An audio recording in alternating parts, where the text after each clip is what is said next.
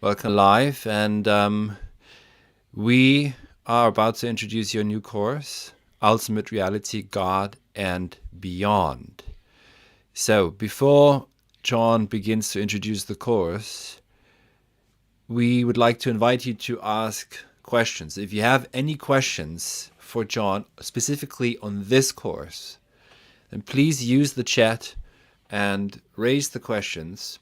We'll get to them at the end. We also received some questions via email. We'll get to some of them as well at the end. So John will now introduce the course, which begins on the 5th of April, which is a Friday.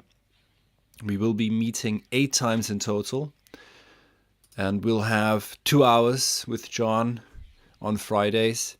There will be some Fridays in May when John isn't around, so we'll skip May, but then continue on towards the end of May and then June.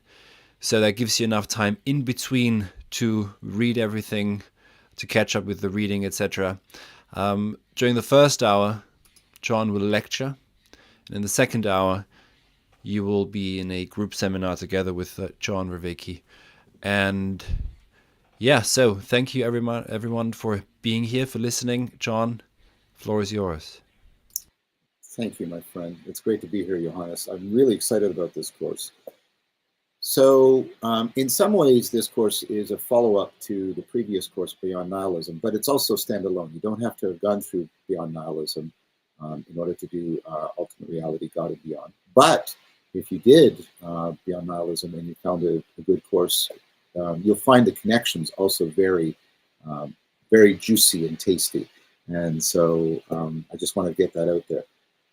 This course is a course that is trying to grapple with the philosophical dimensions of what I see happening, and I see a lot, and a lot of people are agreeing with me. They see happen. Some of you may have seen a conversation I had with Ian McGilchrist and Daniel Schmachtenberger about sort of the advent of the sacred. It seems like the sacred, and I'm being very vague deliberately, is trying to be born in a new way for us, and that strikes me as a very important potential response to the meaning crisis. Now, there's all kinds of dimensions around that. This course will talk about the philosophical dimensions, and it will especially talk about things that I have found very provocative. The title is deliberately provocative. How can something be beyond God? That isn't God the ultimate? What are you talking about, John? Isn't that a contradiction? I'm deliberately being provocative and paradoxical because we're going to be brushing up against those in this course, hopefully in a way that you find edifying.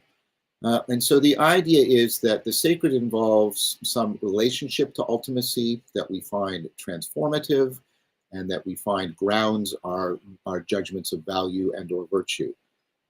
And what has been provocative is people have been suggesting, and this came up in Beyond Nihilism, Paul Tillich, the God beyond the God of theism is what is being born right now in order to respond to the meaning crisis. Or you have Robert Carter in his astonishing book, The Nothingness Beyond God, that the Kyoto school, especially in Nishitani, were trying to point to something like this as well.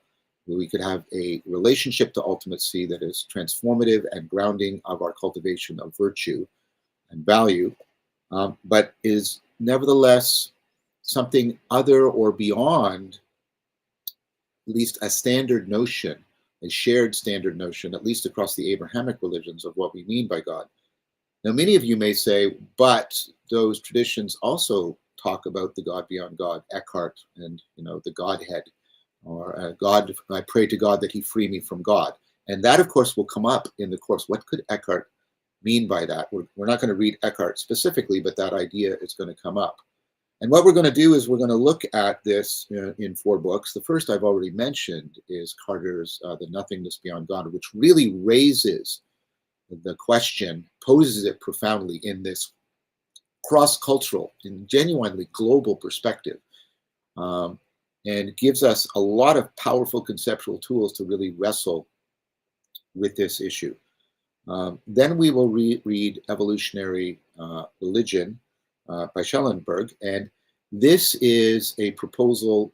He also has a book called Religion After Science, that the discovery of deep time deep time into the past and deep time into the future has not been properly taken into our conceptual, philosophical, and, he argues, our religious frameworks. He considers himself an atheist because he thinks the personal model of God is inadequate to this deep time. And some of you may say, well, that's not what God doesn't have to be personal. And that's precisely what we're going to discuss in this course. That's precisely what we're going to discuss. But his proposal is, when we open up ourselves to deep time, then how we think of the relationship to ultimacy fundamentally changes. And he actually proposes that what becomes central is an imaginal, not an imaginary, but an imaginal relationship to the ultimate. And that, of course, jives with a lot of work that I've been doing in the cognitive science of the imaginal and around ritual. And it is really interesting for an atheist to be arguing for a relationship, an imaginal, ritualistic relationship to ultimacy that will be deeply transformative. And I think you'll find that book very rightfully so thought-provoking. We will then go do Griggs' Beyond the God Delusion. And that book is important in that, but obviously it's alluding to Richard Dawkins. And Griggs is trying to argue for a conception of God that will happen after this confrontation with new atheism. And in this way, the book was very prescient, because many people have been saying we're sort of moving out of the heyday, the high mark, the tide mark of new atheism, and something else is emerging. And Griggs' book is prescient about that and helps us to get some orienting philosophical framework around that. And throughout all of this, the question of ultimacy and God and beyond keeps coming up again and again and again. This is a shared theme.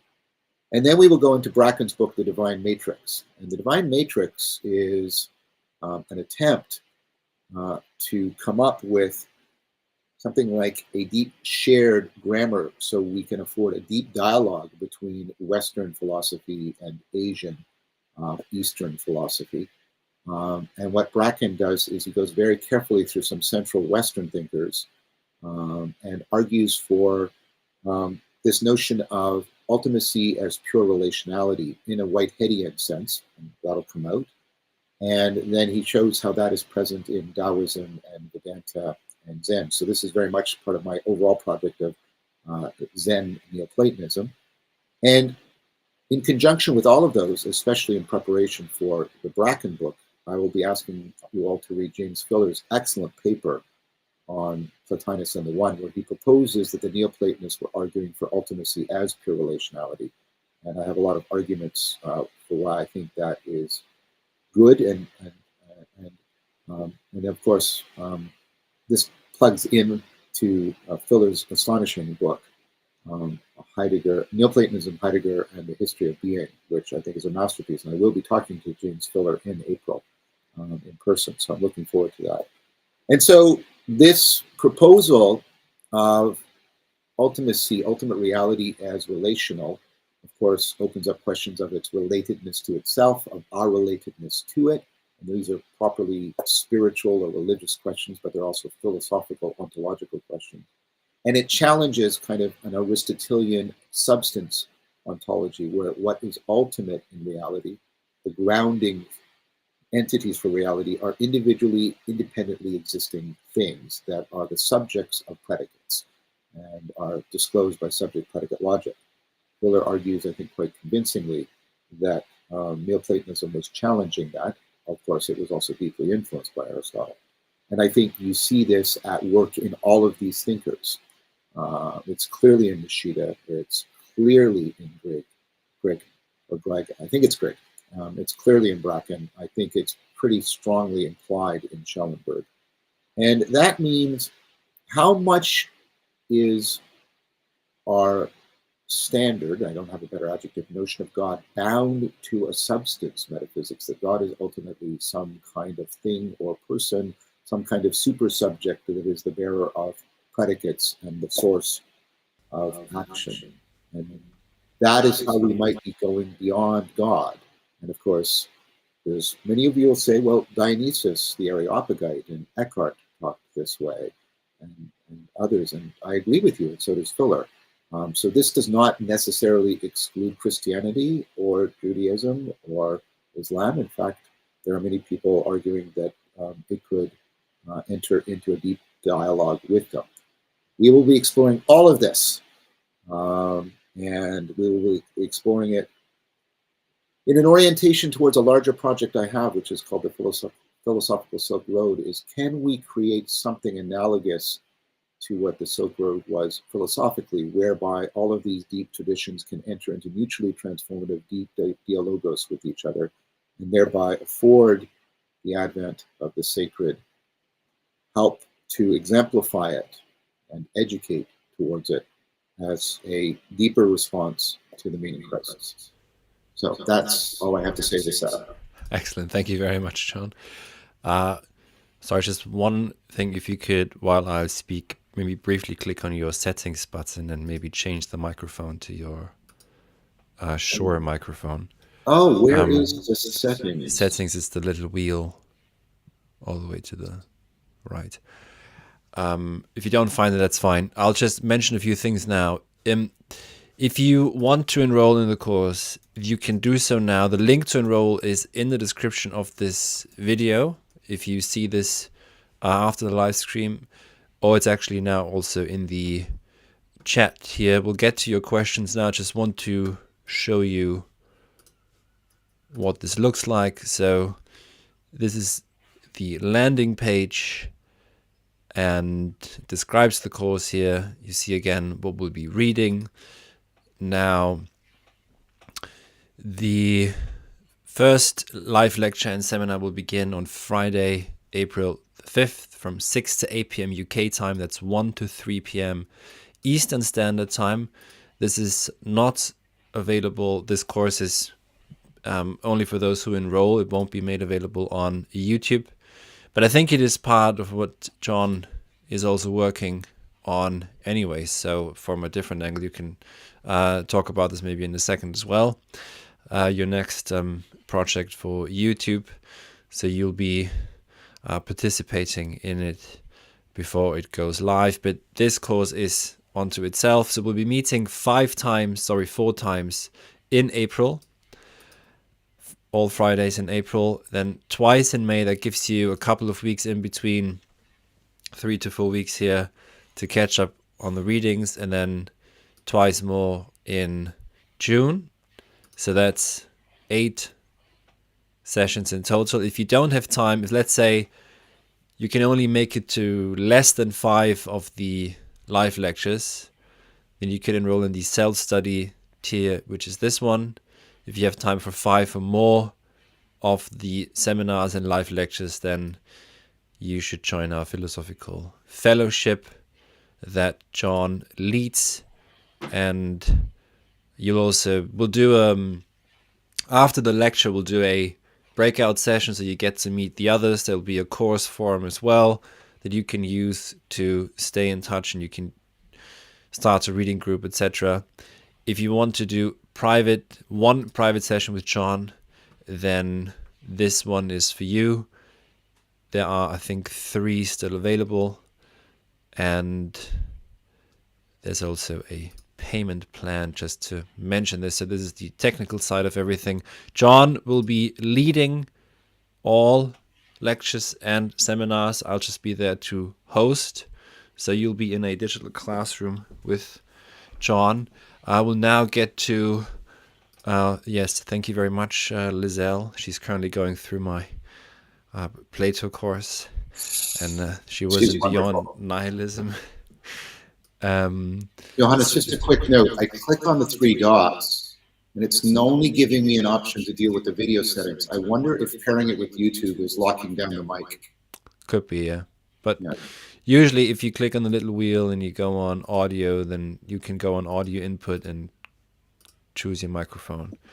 If it doesn't work this time, then it's fine. We'll have good audio as we did last year for the Beyond Nihilism course. So let's go to a simple and more or less simple question at the beginning. Any prerequisite knowledge required or recommended? Sean Button. Just one check. Am I on the shore now? Does it sound better or different? It's the same. It's fine. That is fine. It's fine. uh, Doesn't matter. I keep switching to the shore. I think it's a bit better now, yeah. Okay. Now it is, yeah. Okay. Okay. Sorry, Johannes. I was just taking care of that. Could you please restate the question? Any prerequisite knowledge required or recommended? Asks Sean Button. I don't expect you to know any of my work. I don't expect you to have to have read anything before we come into this. It is a philosophical course, of course, being at Halkian, that's expected. Um, I do require, or at least strongly recommend, I can't make you do anything, that you read the filler paper, and you'll probably need to read it a couple of times. Okay. And so I think that's important to read that maybe before, during, and even after the course. So I strongly recommend that. Everything else, these books were intended to be picked up and read as is. The Carter book is very accessible. The Schellingberg book is very accessible. Greg book, very accessible. Now, the last book by Bracken, that's a challenging book. And that's why I put it last. I will help you through this. He does do a chapter where he discloses and makes use of his Whiteheadian framework, but I will help you on that. I will specifically help bridge that for you. Excellent. Here is a question that someone sent in via email. Is religion and communal ceremony essential to human flourishing? Will this course cover the impact of religious belief on the individual and community? Not directly, although we will be talking about the interface between individual and distributed cognition, and we will probably get into the discussion of the relationship between individual practice and collective ritual. That is something, of course, I'm going to be doing on a separate series with Zevi Slavin around ritual. Hopefully they'll be coming out in tandem, and you'll be able to use that. I would like to do a course for Halkian on the philosophy of ritual, or at least the cognitive science of ritual, and very much working on that towards the philosophical Silk Road. So I don't have it as an explicit part of the overall syllabus. I fully expect, because of the intense importance that Schellenberg gives to the imaginal, that the discussion of ritual and distributed cognition will come up in a central way. And the first part of the question was, do you think that religion is essential to human flourishing? I think a right relationship with the sacred, individually and collectively, that is transformative and that orients and helps us navigate the cultivation of virtue and virtuosity, is essential for human flourishing. If we should call that religion, is part of what we're going to be discussing in this series. Will the problem of evil be discussed? Indirectly. Schellenberg is famous for introducing what is considered a new argument for atheism, independent from the argument from evil. Most of the existing arguments are either arguments showing the inadequacy of the so-called proofs, or arguments that are variations on the argument from evil. What's really interesting about Schellenberg, and I will make use of the book, I won't expect you to read it, the hiddenness argument, is he gives a different argument that is really magnified by the deep time. And the hidden argument is, I'm not giving the argument now, so don't respond to me as if I gave an argument, because I'm not giving an argument. I'm just stating the thesis. And the argument is, if God has a personal loving relationship with us, why has he remained silent for tens of thousands of years and across multiple cultures? And of course, again, I'm not giving the argument. We will look at the argument in conjunction with Schellenberg. Now, I think Schellenberg is right. It is an independent argument from the problem of evil, but I do think, and I don't think he would deny this, I think the two arguments interact with each other, and I think we will bump into that when we sort of keep bumping into this question about whether or not personhood is the category for which we should understand the personal nature, meaning the transformative and virtue grounding nature of our relationship to the sacred.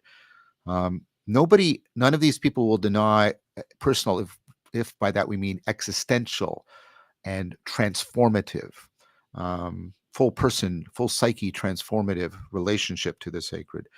Does that then demand that the ultimate be itself a person?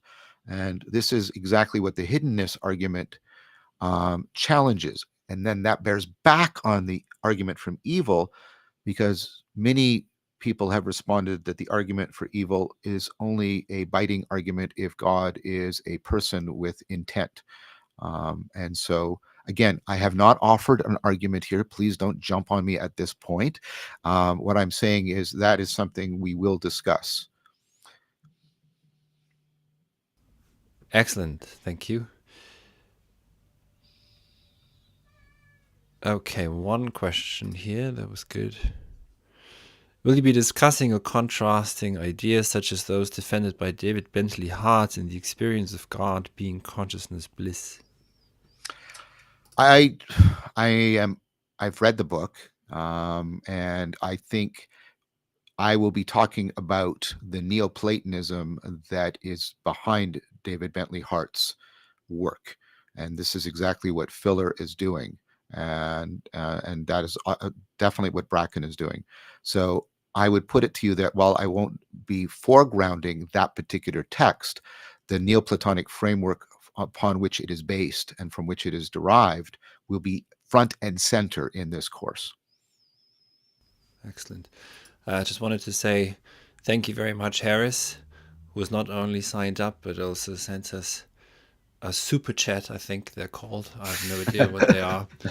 Harris continues to be the first and only one on my channel to send me these wonderful little gifts. So thank you very much, Harris. He's also in the Plato course at the moment. He was in your Beyond Nihilism course. And I've had 2 discussions with Harris, and we are working together. And so it's a great pleasure to hear from you, Harris. Excellent. Very good to hear. Oh yeah, I put you in touch then. I forgot. Yeah.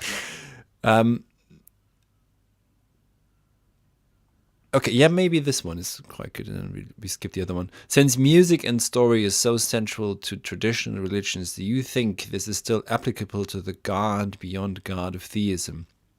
That's to say, is it likely being less personalistic? Is this relevant?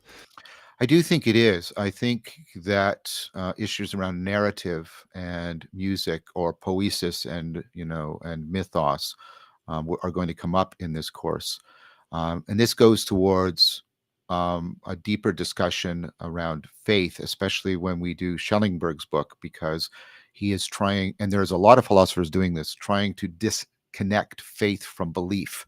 That having faith is not some variant on believing. And this is where the imaginal comes in a very powerful way. And then things like music and poetry and narrative become very, very central. Kant is the old Kant is responsible. Hegel writes the Glaube und Wissen as a faith and knowledge, and as a response to Kant, who tamed reason in order to make room for faith. Yes. But in so doing, perhaps also did it a disservice a bit. Just briefly, Plato was a logical myth writer. We could maybe phrase it like this in a setting such as this. It's a bit more complicated than that. But it is important precisely because the forms do not just body forth by themselves. They need to be made finite, body forth, and that is what myth can do, if myth means story. We have to... I think that's, well, we've had discussions on this. I think that's deeply right. We have had discussions about this. Yes. And our new common friend Douglas Hadley has written many books on this, the living forms of the imagination. So yes, if anyone's interested, Douglas Hadley's series is excellent on this. Douglas is great. I hope someday to get him on Voices with Vervaeke and talk about perhaps that book. Excellent. I think he'd be very happy to do that. that. He and I really hit it off. So He said the same thing. Yep. Okay, I'm trying to. Okay, this is an easy one. Which of the books do you suggest we start reading first? I can answer that. It's the first book of the course, which is the nothingness beyond God. So we're going in the order that you see. Yeah. Let me just show you the enrollment page again, which is this one. It's also in the chat. It's in the link. Sorry, in the description of this video, there's a link to the enrollment page, and you'll see here what we will read. And this is exactly the order in which we will go through the books and the courses. 2 lectures per book and 2 seminars per book. Okay. There was another great question via email. For people skeptical of grand metaphysical claims, like the core claims of Abrahamic religions, how can they engage with divinity and theology? Should they engage with it? So one of the things that I will do is I did this in Beyond Nihilism, and it seemed to work for people, is I will weave this philosophical argument in with the work I do in cognitive science. And I think that cognitive science is well vetted and well placed within a scientific worldview that is undergoing significant revision right now, especially because of the philosophy of biology. I just had an excellent discussion with Greg Enriquez and Michael Levin. Michael's work, I think, I once posed it to him that his work in biology is actually Platonism, and he agreed, and he's now working on that, and he wants to bring that out. So here's a biologist wanting to talk about Platonic forms, and a cutting edge biologist. And so I would put it to you that everybody has a metaphysics. I don't think that anybody is free from a metaphysics. And what we could do is say that your metaphysics, like many people who consider themselves secular or at least skeptical about grand narratives of religion, they of course have the grand narrative of the scientific worldview, and it claims to be a grand narrative. It claims to be able to pronounce on knowledge claims found across multiple contexts, multiple histories, multiple cultures, etc. And then many other people would argue this. Tim Maudlin, for example, there's a metaphysics presupposed and implied by science. It's woven into that worldview. And part of what I want to argue at a sort of crucial crux point in the overall argument of the course is the fundamental presuppositions of the scientific worldview around information, causation, and intelligibility actually dovetail very, very well with Filler's proposal about relationality as ultimate reality. And I think that is a way of getting into the metaphysics via what you might call a secular route that doesn't require you buying into the particular mythological metaphysics of the Abrahamic religious heritage. Excellent, thank you. Alex, who's been coming to my courses for many years now, will this course cover the convergence between science and religion in addition to philosophy and religion? Yes. That was easy. The answer is yes. And I mean, I can be so brief because of my previous answer. Very, very much. That is running through here. And part of what a lot of people are doing, my friend Evan Thompson has a new book out called The Blind Spot, about how there's this sort of hole in the scientific worldview that is exacerbating the meaning crisis. And the blind spot, the chapter on the blind spot on cognition has a central section on, get this, relevance realization. And my work is being cited. And the other 2 authors are a theoretical physicist and a astrophysicist. So talk about all of these things converging. They're converging in that book. And I'm not the only person that sees this convergence and is seeking for it and trying to understand it. This is what I mean by the advent of the sacred is taking place at many layers, very abstract theoretical layers, but also at a layer of people coming up with new ecologies of practices. And many of you know, I do a lot of participant observation, participant engineering, participant experimentation with these emerging communities. All of this is happening. So the answer is very much yes, not only philosophy and religion, but also the convergence with science. That for me, that's inevitable. I'm not a positivist, but I think wrestling with these questions, we can't leave the scientific worldview off the page. It has to be brought into the discussion. Very good. There's a very long question by Ben Esra, which I would put it to you, Ben, that you perhaps sign up, and then we discuss this over the 8 weeks. Maybe this one is also quite long, but is more pertinent to what we're discussing. How is the promise of intelligibility different from Descartes' God as guarantee of knowledge? Would you say it is the same fundamental intuition, but with conformity truth, I think, as opposed to Correspondence truth? Yeah. I think for that insight is a good insight. I think that what you're moving is to, conformity, an alethetic notion of truth, and that the promise then is one that can be properly understood not as just a conviction via argument, but something more like what Brandom talks about in his glorious work on Hegel, spirit of trust, reciprocal recognition, and this idea that the world and the mind are reaching out to each other. The conformity is not unidirectional; it is bidirectional, and they're reaching out to each other. There's an embrace, and of course that goes back to deeper Hebrew and also Greek, but especially Hebrew notions of our relationship to the sacred is one of mutual embrace, mutual interpenetration. And many of you are probably getting inappropriate, you might think inappropriate sexual imagery out of that language, but the sexual imagery is actually quite appropriate.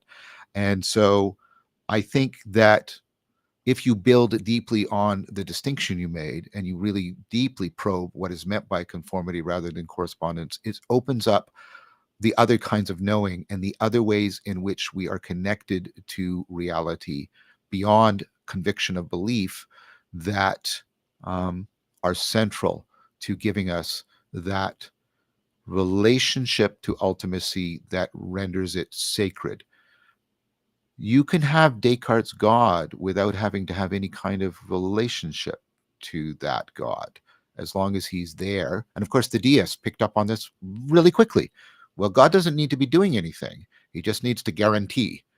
And that's it, right? He sets things up and guarantees that the world will run that way. Yeah, he's a guarantor. He's guarantor of the movement of the wheelwork.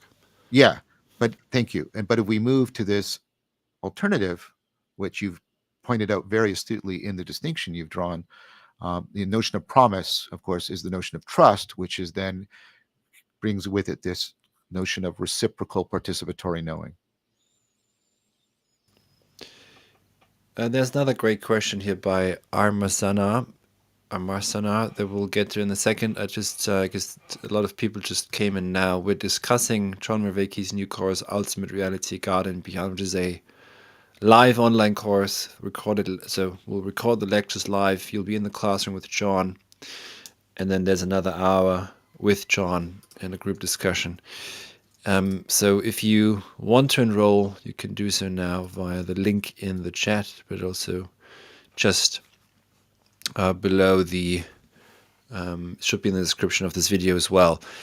So it's for anyone who's interested in religion, theology, the divine, even from a scientific standpoint, or especially even. So I don't think that you should, if you're a staunch atheist, all the better if you come. And this question, now there's another question that goes in that direction, which maybe we'll get to now. Is the idea, and then we'll get to the other one, is the idea of God necessary for human life? So I am deliberately not foreclosing on that question. That is exactly what I am trying to explore. The proposal that reality is structured and we can talk about ultimacy, I think, is plausible. I think you get a cross-cultural, cross-historical proposal that human beings can get into specific kinds of transformative relationship with this, that they find salvic, or that they find healing, or they find educating, they find help them grow in virtue and wisdom. reach enlightenment, etc. All the various metaphors. I think that's also plausible, and therefore needs to be taken seriously. The question then comes, is that necessary for human life? I do think that relevance realization and that sense of connectedness is essential for human flourishing. That religio is, I've argued, and I won't repeat the arguments here, but they're extant, is very much what is at work, at play in meaning in life, which is very essential to human cognitive flourishing and human personhood and agency. It's deeply connected to the psychology of belonging. Karen Allen and other people work. And if you don't have that sense of belonging, you're in trouble psychologically, socially, probably physiologically, etc. So that connectedness, that religio to what is real from us, and Iris Murdoch always comes to mind here. Love is the painful recognition that something other than oneself is real. And so that kind of loving recognition of a reality that we want to be connected to, which seems determinative of belonging and determinative of meaning in life, seems to be very central to human agency and cognitive agency, personhood, both individually and collectively. Whether or not that relationship to sacredness needs to be configured into what is typically meant by God is precisely the question of the course. That's where I'll leave it, because I'm not answering this question right now. Part of this course is completely selfish. Part of this course is to use this course as a bunch of really devoted, intelligent people coming together in good faith to reflect on these questions, because I am deeply reflecting on them for part of, I don't know what to call it, the existential spiritual preparation for walking the philosophical Silk Road. And so you will be very much contributing to that process. And so some of the things that I will come into this course with will be deliberately open questions like that one. Which is why at Halcyon we speak of course participants and not students so much. Yeah. And maybe because I think quite a few of you are watching this on John's channel and you've never heard of me. I founded Halcyon 4 years ago. I was still in academia back then, and left 3 years ago to do this full time. And one of the reasons, of course, is that it gives me the freedom to teach whatever the hell I want, on a whim, teaching Plato at the moment. And Kant is next, because it's a big Kant year. It's his 300th birthday. But I also can give wonderful people like John Vervaeke a chance to teach without red tape. John sends me an email saying, look, this is my proposal. I say, yeah, okay, let's do it. Let's see what happens. And then we can go on this journey together. So if you'd like to participate, the link to enroll is in the description. And that also helps us keep the lights on over here. Okay, so here's the other question I mentioned before. How can we know what we see is really reality? Do we not just see with what our brain shows us, so that what we need to know in order to survive and live to provide? So this is an evolutionary argument. Yeah, and this is kind of a Donald Hoffman argument, and I've had the great pleasure of talking with Donald. Like many of us, Donald has two personas. One is the persona that shows up on YouTube that is initially very super confident in very, very controversial proposals. But when you're in good faith discussion with him, and I'm not accusing him of hypocrisy, but when you're in that discussion, he's much more humble, much more open to question, much more open to reflection. And I would therefore suggest to many of you that you also take up his proposals with the same epistemic attitude that he so beautifully exemplifies. Now, to the question, of course, that is part and parcel of the whole predictive processing, relevance realizing framework that I've been talking about. And the idea is, yes, in many ways, you're only picking up on the relevant information and not all available information. In some ways, the call to the sacred is to try to open the possibilities of that framing both quantitatively and qualitatively, so that you see more and you are changed by more. Now, the question is, then you can sneak in a Cartesian framework. Well, to the degree to which you're ignorant is the degree to which you don't have certainty, which is the degree to which you don't have knowledge. And then, of course, you then slam against Meno's paradox that if you don't know it, you won't recognize it when you find it. And if you know it, you don't need to search, and therefore knowledge and learning are impossible. And the way out of both of these binds that really undermine everything else we're doing is to acknowledge something like partial truth. That to say that we grasp parts of the world insofar as they are relevant to us doesn't mean that the world is a blank canvas. So, for example, if you invoke evolution, notice that you are saying that evolution is itself something that has come to be known. And then if evolution is known, you have to understand, of course, all the work that Lyell did, and you have to understand plate tectonics, which means you have to understand geology, and you have to understand planet formation, which means you have to understand solar systems and gravity and causation and weather and meteorological things. You have to understand biology, which means you have to understand chemistry, which means you have to understand fundamental parts of physics. You have to understand ecology. Do you see what this means? You can't just say, oh, well, evolution is true, and we only see well, if evolution is true, then all these other things have to be true. And that means we have actually a lot of true knowledge. Is it the same as reality? Of course not. We are not gods. But does that mean it counts as ignorance or an illusion? The problem with that is the word illusion is a comparative. One thing is only an illusion in comparison to something else that I take to be real, which is actually going on in the question. You're presupposing that the information and patterns disclosed by evolutionary theory are real. Well, then I get to play that game. I get to point to all the other things presupposed by evolution as real, and so on and so forth. And then saying most of my experience is an illusion becomes very problematic.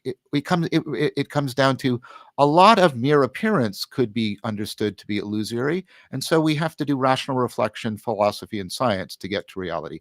Yeah, I agree with that. I really do. But I think everybody since Plato has agreed with that. Now, I'm not trying to be dismissive of your question. I'm taking it seriously, but I think the question has to do with two presuppositions that I want to challenge. That's how I would answer that question. Someone's been reading Hegel. Yeah, you bet. Dan Shappy and I've been reading Hegel. We've been reading Brandom on Hegel. We've been reading Pinkard and Hegel, Farnath on Hegel, all of this. Yeah, Hegel. I mean, because we're doing this book, we're writing this book together, The Being of Rationality and the Rationality of Being. And Hegel is, we're on a large, deep read together about Hegel and Hegel's proposals about the normativity of rationality. And for anyone who's interested in Plato in Book 7 of the Politeia, the Republic, as is usually translated in English, a terrible translation. The state would be much better. Anyways, in the Republic, in the Politeia, in Book 7, after the cave myth, Plato actually relates the need for dialectics to move behind, to the origin, to the arche, and get behind the presuppositions, which the sciences cannot do as they work of hypotheses. So let me see. There was one question that actually was in line with the sacred, which you addressed at the beginning of this, which is an important one. Without invitation from the sacred divine, is it possible to be introspective by sheer effort on our ego part? There he is again, Descartes. So we're going to bump into this question, especially when we do the Kyoto School, the first book, Nishida. And Nishida bumps into this. And this is Schlingerland's book, Trying Not to Try. This paradox. Here's a typical sort of Buddhist. I think this is even a Zen thing. Enlightenment is not found by seeking, but only seekers will find it. Typical, very Zen thing to say. But the idea there is we're trying to find participation, which is between mere action and imposition, and mere passion and merely receiving in. We are participating.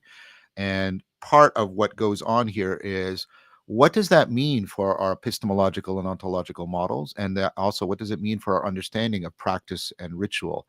And I think that you can start from an egocentric framework in good faith. And if you take up the proper practices that can orient and make possible to you participation, then you can then move into participation. And of course, this goes back to the Platonic metaphor of seduction. You're seduced into philosophy, and please don't jump on me. This is Plato's metaphor. I'm not trying to groom anybody or anything ridiculous like that. I just will put that aside. So the idea is, yeah, originally you might be drawn from a very egocentric kind of lust into something. I originally was intrigued by the figure of Socrates because he seemed to win every argument. And as a young adolescent, I wanted to win every argument, and I got taken into that. But as you get taken into it and you get into the participatory mode, you start to open up to a possibility of being caught up in something beyond the ego, something trans-egoic. And you start to realize that Socrates also undercuts his own arguments. He questions himself as profoundly as he questions anybody else. And then what happens is you start to internalize that because of the participation, and you're drawn beyond an egocentric framework. You are seduced into the love of wisdom. And so those issues around participation and seduction are very prominent. And they also bring up issues around, again, what is it to participate in the ultimate reality? It doesn't mean that we, of course, become sort of coterminous or coextensive with the universe or anything ridiculous like that. But what does it mean? And we can find even dyed-in-the-wool physicalists like Leonard Angel arguing that current science actually supports the truth, as he would put it, of mystical experience in a profound way, because that science is saying we don't have clear boundaries, identities aren't attached to Aristotelian substances, etc., etc. So I do think you can start there. I think you have to be open, being seduced by a beauty that exceeds what your desires are currently attracted to. Your desires will be attracted to something that is beautiful, but let the beautiful be shocking to you, let it be startling to you, let it challenge you, let it seduce you into deeper participation that will take you into trans-egoic transformation. Thank you very much. There's one final question that I can address, and then you can wish everyone farewell and invite them to the course again. Sandy asks, is the course anchored to a set time? Yes and no. So if you want to be participating during the live lectures and live seminars, then yes, you'll find them on the course enrollment page, the exact dates and times. So it's Friday, April 5th, that's when we begin, April 12th, 19th, 26th, then May 24th, May 31st, June 14th, June 21st, 8 lectures and seminars in total, always from 6 to 8 p.m. UK time. That's 1 to 3 p.m. Eastern Standard Time. Everything's described here as well, how it all works. And if you can make, I'd say, at least 5, then you should sign up for the Philosophical Fellowship. If you don't have time for the seminars, but you still like to listen and read along and do this all at your own pace, the self-study tier is for you. That's probably the best one. And of course, anyone who enrolls gets lifetime access to the course. That means you sign up once, you get access to the video lectures and seminar discussions, etc. For, well, who knows how long, until everything breaks down on the internet or God knows what. But it'll be available to you indefinitely. And just to mention this, if you want to do one-on-one session with John, then that's available too. There should be about 3 left. So that's it from me on the technical side. If there are more questions, I'll be looking out for your comments and try and respond to them. And aside from that, I hope that many of you can sign up and join us in exactly a month from now. John?